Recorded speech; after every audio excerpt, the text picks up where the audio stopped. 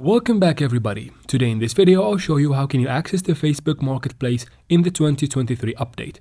All you need to do is to go ahead and follow up with me till the very end, and let's jump right into it.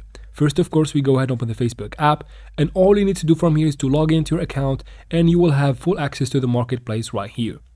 Now if you cannot find it here for some reason, just tap in the top right corner on your profile picture. And then from here, you'll find Marketplace right there. If you don't find it, tap on See More to extend the list, and you should find it right under here. But if you still can't find it, that means your birthday says that you are under 18 years old and you need to change that. Tap right here in the top right corner, and then go ahead and tap on See More in Account Center. From Account Center, tap on Personal Details, and then find your birthday and tap on it.